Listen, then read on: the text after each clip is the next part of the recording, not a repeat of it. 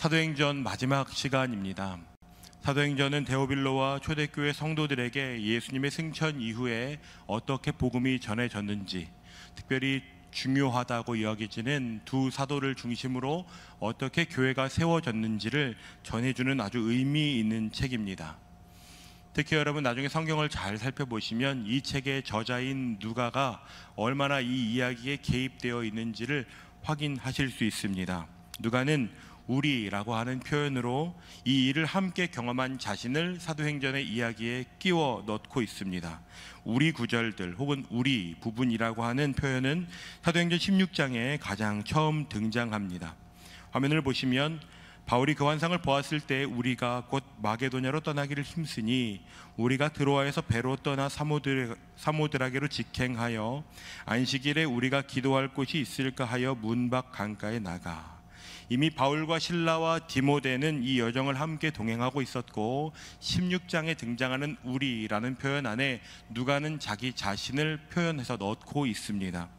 그러니까 16장 이후의 기록들은 누군가를 통해 듣거나 우연히 알게 된 것이 아니라 누가가 직접 경험하고 보고 들은 생생한 이야기들입니다. 훨씬 더 설득력이 있고 훨씬 더 사실에 가까운 이야기. 누가는 직업이 의사였거든요. 여러분, 의사들은 무언가를 하나 적을 때도 허투루 적지 않습니다. 얼마나 그가 시간이나 병명마저도 정확하게 기록하려고 애썼는지 모릅니다. 누가는 바울의 2차 전도 여행 중에 드로아에서 합류해서 27장 1절에 바울이 로마로 압송될 때도 같은 배에 타고 있었습니다. 바울이 경험한 모든 일을 가장 정확하게 전해줄 수 있는 사람이 있다면 그 사람은 아마 누가일 것입니다. 이런 누가가 사도행전의 끝을 어떻게 맺는지를 살펴보는 것은 아주 중요합니다. 물론 이것이 바울의 마지막 모습은 아니지만 누가는 사도행전의 마지막 그 부분을 바울의 모습으로 일부러 채우고 있습니다. 지금 바울은 가이사랴에서 로마라는 곳으로 호송되어 있습니다. 아마 자신이 원했다면 풀려날 수도 있는 상황이었을 것입니다. 그에게 혐의를 찾을 수 없었기 때문에 아마 그가 원했더라면 그는 풀려났을 것이라고 이야기하기까지 했습니다. 그는 베스도에게 예루살렘으로 가서 재판을 받겠느냐의 제안, 이 제안에 이렇게 대답하였습니다. 사도행전 25장 10절과 11절 말씀을 눈으로 한번 읽어보십시오. 가이사의 재판자리 앞에 섰으니 마땅히 거기서 신문을 받을 것이라고. 내가 불의를 행한 것이 있다면 내가 그 불의를 기꺼이 당하겠다고까지 말합니다. 내가 가이사에게 상소하노라. 그러니까 베스도가 배석자들과 상의해서 내가 가이사에게 상소하였으니까 그곳으로 가라라고 말하는 것입니다. 바울은 자기 자신을 변호하면서 로마 황제인 가이사에게 상소하겠다고 지금 이야기하고 있습니다. 지금 저것이 바울이 내가 가이사에게 가겠다라고 상소한 바로 그 위치입니다. 하나 보여주시면 그렇게 기록되어 있습니다. 바울이 이곳에서 가이사에게 상소했을 것이다. 그러니까 여러분, 바울은 하나님께 도움만 구하고 마음만 먹은 것이 아닙니다. 실제로 바울이 어디에서 가이사에게 상소를 했는지, 바울은 아마 저 병영 가운데 하나에서 상소하는 일을 했을 것이라고 하는 아주 명확한 기록들이 남아 있습니다. 여러분, 그것은 무엇을 의미하는지 아십니까? 우리가 믿는다고 하는 믿음이 결코 관념에 머무르지 않는다는 것입니다. 바울은 실제 하는 상황 속에서 그러한 결정, 그러한 반응, 그러한 선택을 한 것입니다. 그가 다른 선택을 할 수 있었습니다. 풀려나는 선택을 할 수도 있고, 내가 로마 사람으로서 지금까지 당한 일들을 너희에게 다 재정적으로 청구할 거야 라고 하더라도 할 말이 없었을지 모릅니다. 하지만 지금 바울은 그 모든 것을 로마로 나아갈 기회로 만들고 있는 것입니다. 왜 그럴까요? 사도행전 23장 11절 말씀입니다. 우리 함께 읽어보겠습니다. 그날 밤에 주께서 바울 곁에 서서 이르시되 담대하라. 내가 예루살렘에서 나의 일을 증언한 것 같이 로마에서도 증언하여야 하리라 하시니라. 이 말씀 가운데 바울은 자신에게 주어지는 모든 기회를, 나는 그 모든 기회를 통해서 로마를 향해 간다 라고 정한 것입니다. 가이사랴에서 바울의 마음과 시선이 어디에 있었는지 아십니까? 알 수 없는 땅, 로마를 향해 있습니다. 제가 아내한테 영상을 하나 부탁했어요. 그래서 영상을 한번 보여주시겠습니까? 이곳이 바울이 보았던 바다입니다. 여러분, 어떤 마음이 드시겠어요? 저 건너편에 뭐가 있는지 느껴지십니까? 답이 있을까요? 여러분, 저런 바다 앞에 서면 멋있다라고 생각하시죠? 바울이 멋있다라고 느꼈을까요? 아마 예루살렘으로 돌아올 때보다 훨씬 더 두려움을 느낄 수밖에 없었을 겁니다. 가본 적이 없는 땅, 하나님 말씀은 하셨는데, 제가 이 본문을 묵상하면서 아브라함이 번쩍 생각났습니다. 아브라함이 아마 똑같은 두려움이 있었을 겁니다. 가본 적도 없고 들어본 적도 없는 땅. 바울에게는 로마는 그래도 아는 땅이겠지만 그곳에 가면 아마 바울은 정말 죽을 겁니다. 예루살렘에서도 그렇다고 생각했지만 이제 바울은 그곳에 가면 정말 내가 죽을 수밖에 없는 상황을 마주하게 될 것, 그걸 알았는데도 그는 지금 내가 가이사에게 갈 것이라고 이야기하는 것입니다. 여러분, 그러니까 이 선택은 낭만적인 선택이 아닙니다. 오히려 어금니가 후덜덜 떨리고 무릎팍이 막 진동하고 지금 내가 할 수 있을까라고 하는 두려움이 내 안에 차오르지만 다시 사도행전 23장 11절 말씀을 기억하는 것입니다. 바울이 어떻게 그렇게 살았는지 아십니까? 바울이 적었던 고린도전서 말씀에 이렇게 기록되어 있습니다. 우리 주 예수 그리스도로 말미암아 우리에게 승리를 주시는 하나님께 감사하노니 그러므로 내 사랑하는 형제들아, 견실하며 흔들리지 말고 항상 주의 일에 더욱 힘쓰는 자들이 되라.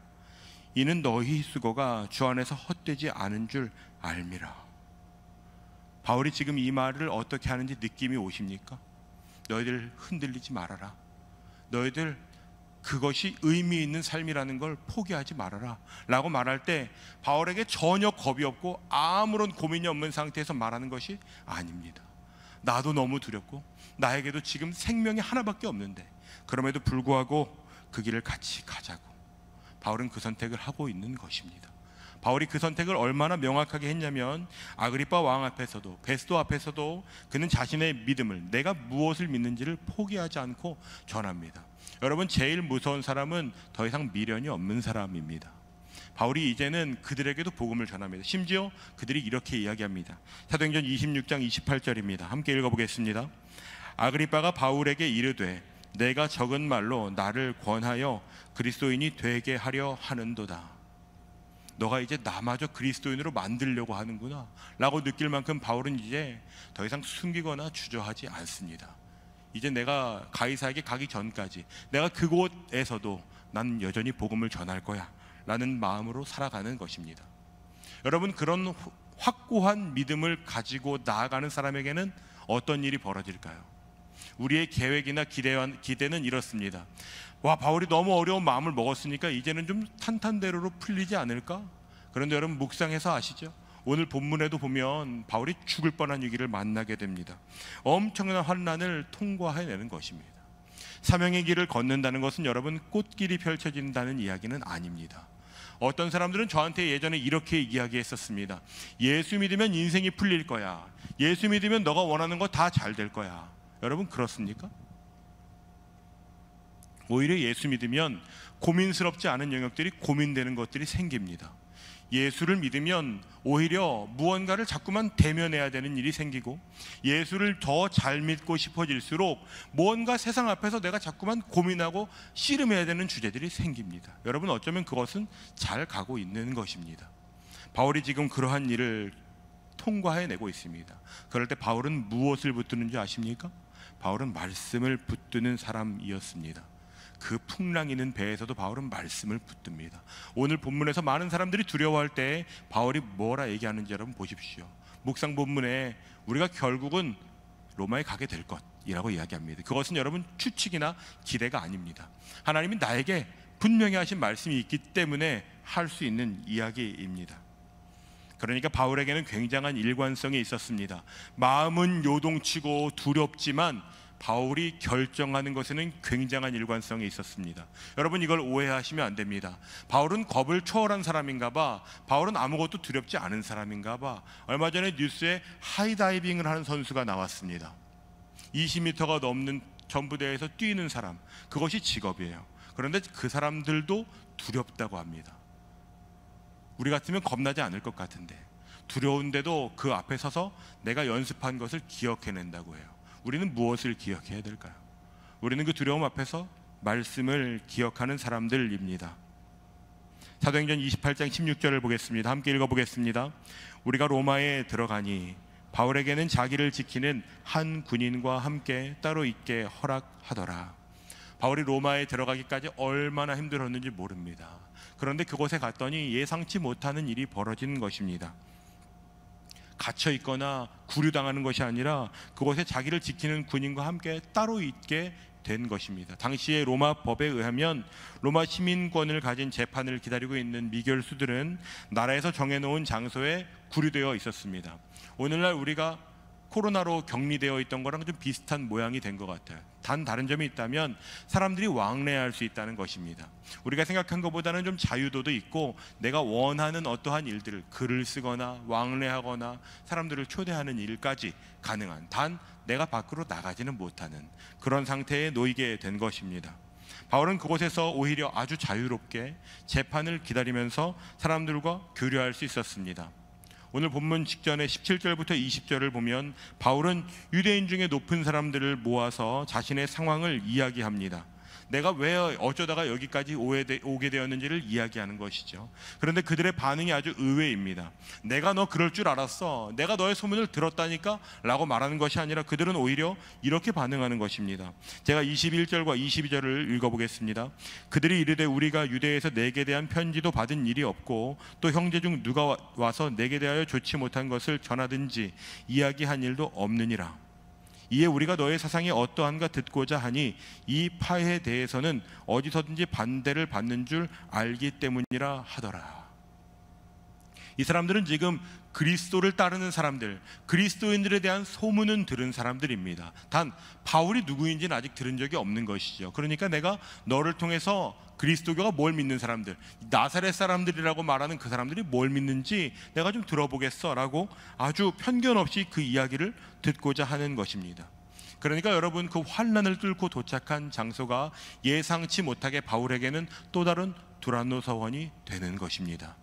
바울은 그것을 예상하지 못했고 그것을 추측할 수도 없었습니다. 바울이 한 것은 무엇이었냐면 말씀을 의지하여 배에 몸을 실은 것뿐입니다. 그리고 하나님은 이미 준비하고 계시는 것이죠. 사도행전 28장 23절을 함께 읽어보겠습니다.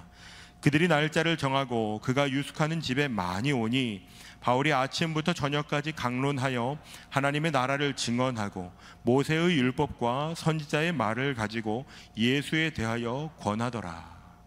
어디서 많이 들은 말씀이시지 않습니까? 이것은 바울이 두란노 서원에서 이미 한번 해보았던 것입니다. 그러니까 바울에게는 이것이 굉장히 익숙한 일, 더 잘할 수 있는 일이 되었습니다. 어쩌면 내가 그곳에서 이걸 경험한 일이 이것 때문이었구나 라는 것을 알게 되는 것이죠. 여러분, 종종 그런 경험이 없으십니까? 내가 예전에 무언가를 배우거나 경험하게 된 일이 하나님을 믿는 삶을 살아가다 보니까 이것 때문이었나 라는 것을 만나게 되는 때가 있습니다. 아직 그런 때를 경험하시지 못한 분들이 계시다면 여러분, 기대하십시오. 하나님이 여러분 삶에 있는 경험들을 꿰는 능력이 있는 분이십니다. 여러분의 성공과 실패와 경험들을 하나님은 한데 모아 하나님의 영광과 하나님의 이름을 높이는 데 사용하실 수 있는 분이십니다. 저는 피아노가 꼴 보기도 싫었습니다. 어렸을 때 아버지가 교회 반주자가 필요하니까 피아노 학원을 다녀라, 영재교육 같은 느낌이었지만 반주를 하게 되자 그 다음 주부터 피아노 선생님이 저에게 말했어요. 석원아, 다음 주부터는 오지 않아도 돼. 제가 그때 누나들하고 공기를 꽤 잘했거든요. 그 공기하러 가는 거였는데 오지 말라고. 그리고 나서 피아노 그때부터 반주했어요. 너무 싫었어요. 그리고 전공 준비도 했다고요. 피아노 전공 한번 해보려고. 지금 치시는 분들한테는 비교도 안 되죠. 그러니까 피아노가 너무 미운 거예요. 쳐다보고 싶지도 않고, 저건 진짜 누가 만들었냐. 초등학교 5학년 때 일기장에 그게 있더라고. 그런데 여러분, 제가 그리고 나서 대학 가서 피아노를 치고 있는 저를 발견했습니다. 그때 조금 알았어요. 이래서 내가 피아노를 배웠나?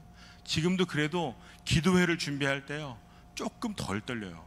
피아노를 한번 쳐보고 오거든요, 사무실에서. 혹시 절뚝거릴까 봐. 여러분, 그런 일들이 하나님을 믿는 사람들에게는 종종 있습니다. 바울이 지금 이곳에서 그 두란노 서원의 기억을 떠올렸을 것입니다. 그리고 누가는 그것을 아주 의미 있게 기록하고 있는 것이죠. 바울이 그때와 같이, 그러니까 여러분, 바울은 두란노 서원에서도, 가이사랴 감옥에서도, 이탈리아로 향하는 배 위에서도, 멜리데라고 하는 섬에 정박했을 때도 그는 여전히 같은 방향성, 같은 목표, 같은 우선순위를 가지고 살아갑니다. 상황은 달라지고 내 마음은 요동치고 죽을 뻔한 위기도 만나고 예상치 못할 일들도 만나지만 바울에게 그 모든 것들이 여과돼서 나가는 출력은 복음을 전하는 것입니다. 하나님의 나라를 증언하고 모세의 율법과 선지자들의 말을 가지고 예수를 전하는 삶을 사는 것. 그러니까 바울의 인생을 다 요약하면 예수를 전하는 삶을 살았던 것입니다. 사람들의 반응은 두 가지입니다. 믿는 사람과 믿지 않는 사람으로 나뉘죠. 성경은 그곳에 별로 주목하지 않습니다. 성경이 주목하고 있는 건 바울이 아주 일관되게 전하는 삶을 살았다는 것입니다. 반응에 좌우되는 것이 아닙니다. 여러분, 때로 믿음을 지키며 살아가다 보면 우스운 일을 당하게 될 때도 있습니다. 사람들이 비웃을 때도 있어요. 오히려 더 마음 아픈 건 차가운 반응입니다. 용기 내서 저는 교회 다녀요 라고 이야기했는데, 네, 그러시구나, 뭐 이런 거. 차라리 교회를 뭐 아직도 다녀요? 이것보다 더 차가운 반응. 여러분, 중요한 것은 사람들이 그것을 선택하는지 선택하지 않는지가 아닙니다. 내가 일관된 그리스도인으로 교회에서도, 집에서도, 학교에서도, 직장에서도, 관계들 안에서도 살아가느냐, 그렇지 않느냐입니다. 어디에서나 하나님의 나라와 주 예수를 전하는 삶을. 사도행전의 마지막 구절은 그것을 이렇게 기록하고 있습니다. 우리 함께 읽어보겠습니다. 30절과 31절입니다. 바울이 온 이태를 자기 셋집에 머물면서 자기에게 오는 사람들을 다 영접하고 하나님의 나라를 전파하며 주 예수 그리스도에 관한 모든 것을 담대하게 거침없이 가르치더라. 바울은 담대하게 거침없이 가르쳤습니다. 여러분, 이건 누가 기록한 것이라고요? 누가가 직접 본 것이라고요. 그러니까 누가는 바울이 이걸 어떻게 기록했는지, 어떻게 전했는지를 알려주고 싶었던 것입니다. 바울이 쭈삣쭈삣대거나 고민하면서 전한 것이 아니야. 바울은 하나님의 나라와 주 예수 그리스도에 관해서 담대하게 그리고 거침없이 가르쳤다라고 기록하고 있습니다. 예루살렘에서 무슨 일이 있을지 알지 못했지만 성령의 인도하심을 따라갔던 그 바울이 지금은 로마에서 복음을 전하고 있습니다. 27장 23절부터 25절 말씀을 한번 보시겠습니까? 바울아, 두려워하지 말라. 내가 가이사 앞에 서야 하겠고 라는 표현은 바울도 두려웠다는 것입니다. 그런데 그 두려움을 넘어선 바울이 이제는 하나님을 바라보면서 담대하고 거침이 없는 것으로 바뀌어 갑니다. 여러분, 이것을 주목해 보셔야 합니다. 두려움이 나를 계속해서 잠식하게 놔두는 것은 하나님께서 우리에게 원하시는 것이 아닙니다. 두려움 넘어 말씀 가운데 담대하고 거침없는 삶을 살아가는 것, 그것이 하나님께서 우리에게 선물로 주시고 싶은 마지막 모습입니다. 여러분은 혹시 여전히 두려움 가운데에서만 머물고 계시지 않습니까? 나는 두려워, 나는 원래 이런 사람이었어, 나는 이런 건 잘 못하는 사람이니까. 여러분, 그렇다면 예수께서 우리에게 오셔서 예수를 믿고 달라진 나는 여전히 같은 사람입니까? 우리가 오늘 봉헌 찬양에 고백한 가사에는 이제는 내가 산 것이 아니라 내 안에 그리스도께서 사신 것이라고. 그리스도께서는 여러분 두려움이 아니라 그걸 넘어서셔서 담대하고 거침없이 복음을 드러내신 분이십니다. 오늘 바울이 그러한 삶을 살아갔다고, 그것을 누가가 그렇게 기록하고 있습니다. 영화평론가들이 영화를 보고 나면 한 줄 평을 남기곤 하죠. 때로는 아주 유명한 영화평론가들이 3점만 줘도 진짜 그 영화는 대박인가 봐 라고 할 만큼 아주 짠물 평가를 주는 사람도 있습니다. 그런데 오늘 누가의 한 줄 평, 그것이 우리가 함께 읽었던 사도행전 28장 30절과 31절 마지막 본문입니다.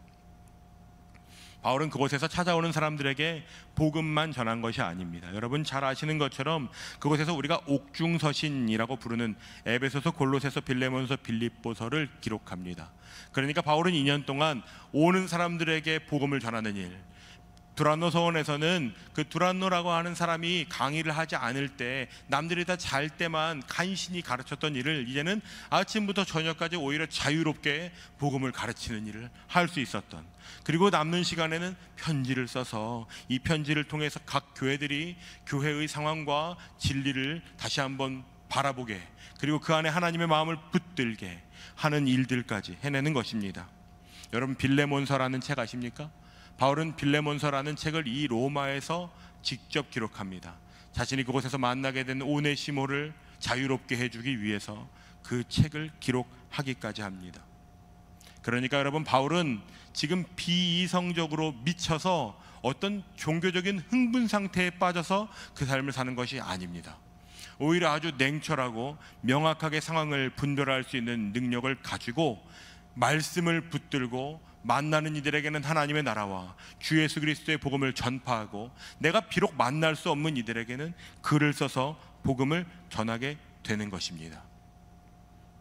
내가 무엇을 위해 사는 사람인지, 하나님은 왜 나에게 그런 경험을 하게 하셨는지, 그 모든 것들을 이해하게 되는 곳이 바로 로마에 있는 구리되어 있는 가택연금 장소입니다.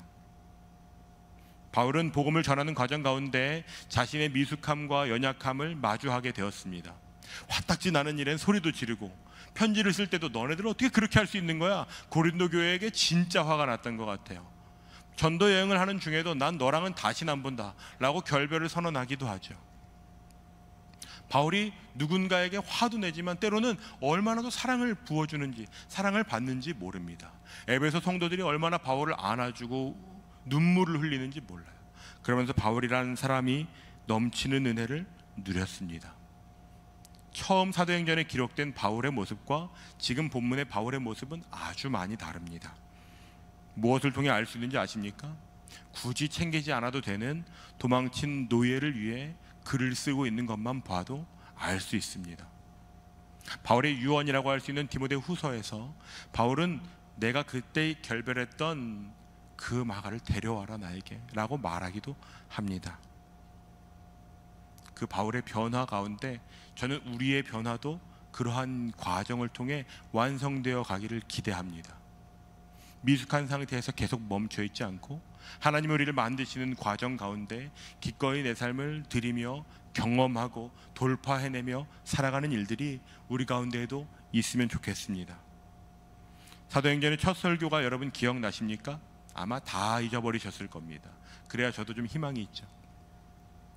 첫 설교의 제목은 레디 액션이었습니다.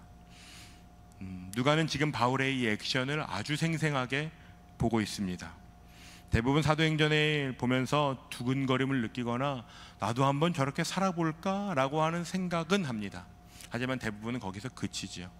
여러분, 이런 그림을 보게 되었습니다. 많은 그리스도인들이 생각합니다. 고민하고 씨름하죠. 그런데 그 씨름과 함께 우리가 중고등학생들이 아니니까 현실의 벽이 그만큼 다가옵니다. 내가 그 선택을 했을 때 어떤 손해를 보게 될지, 내가 이렇게 선택하면 사람들은 나를 어떻게 바라볼지, 그런 여러 가지가 복합적으로 내게 영향을 끼치니까 생각과 함께 두려움이 나를 잠식합니다. 그리고 도전하지 않으니까 두려움만 남은 상태로 있게 되는 것이죠. 혹시 여러분은 어떠십니까? 사도행전을 묵상하는 몇 주 동안 여러분에게는 인생에 도전되는 일들이 있으셨습니까? 무언가는 멈추게 되었거나, 무언가는 시작하게 되었거나, 무언가는 다시 해보게 되었거나 하는 일들이 혹시 없으시다면 여러분, 오늘이 그 기회가 아닐까 하는 생각을 하게 됩니다. 바울도 여러분 어느 날 갑자기 28장을 만나게 되는 것이 아닙니다.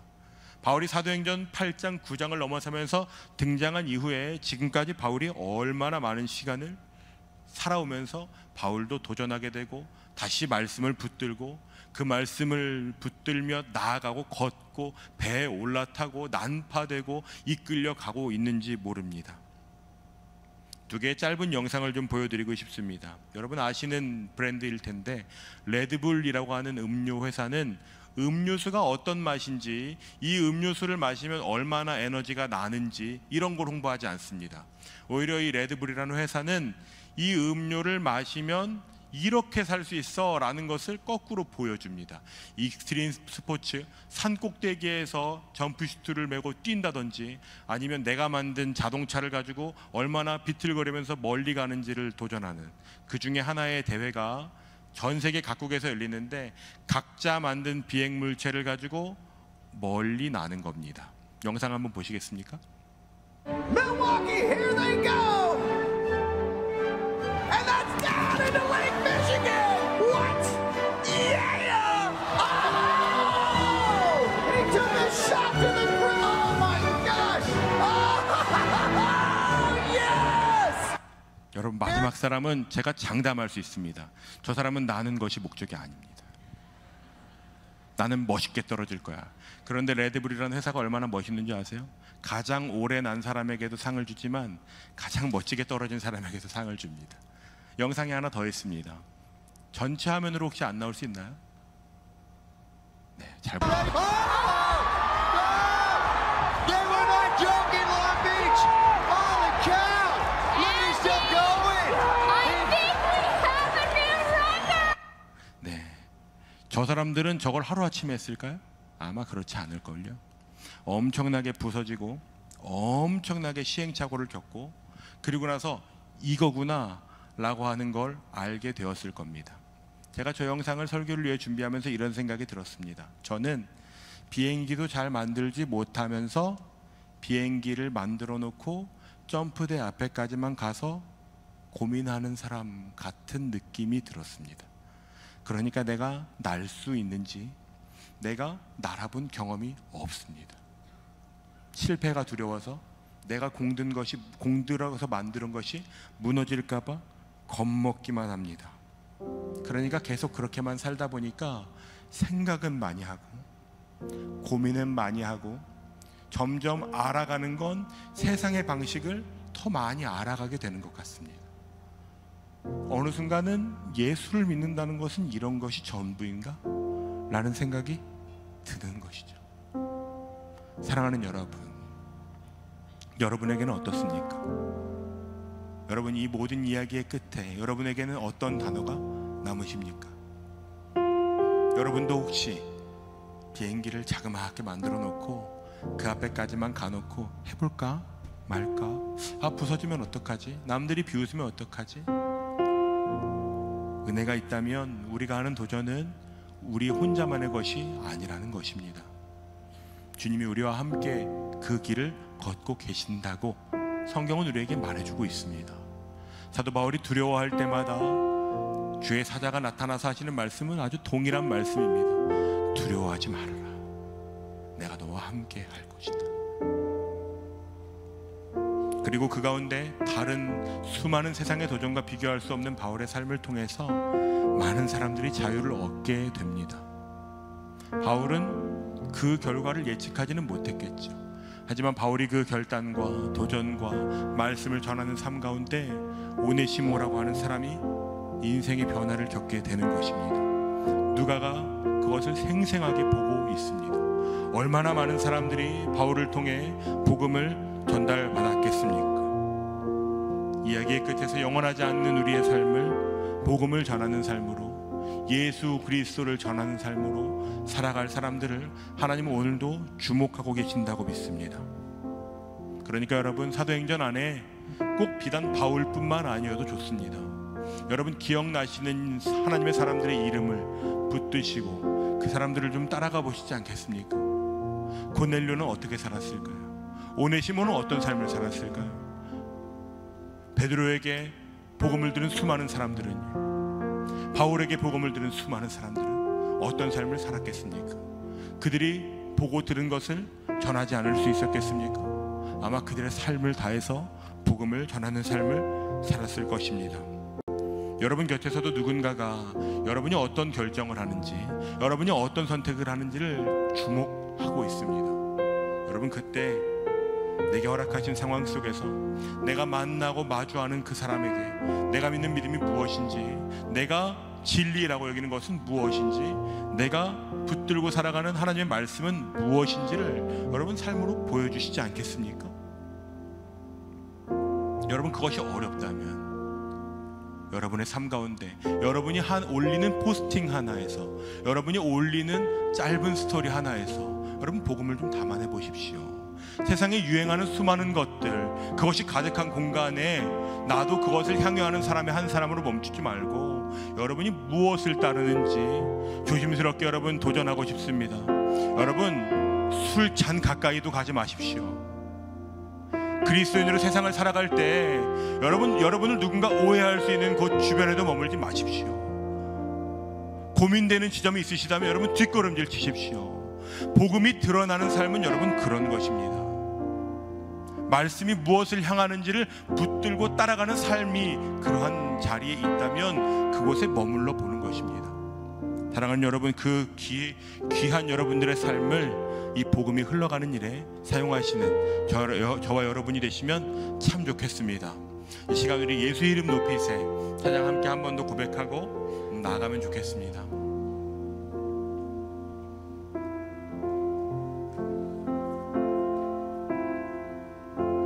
여러분 이 찬양의 가사를 잘 보시면 내 계획과 기대가 이루어지든 이루어지지 않든 내 소망이 어디에 있는지, 나는 무엇을 바라며 나아가는 사람인지 그것이 담겨 있습니다. 우리 찬양을 함께 좀 고백하고 함께 좀 기도하며 나아갑시다.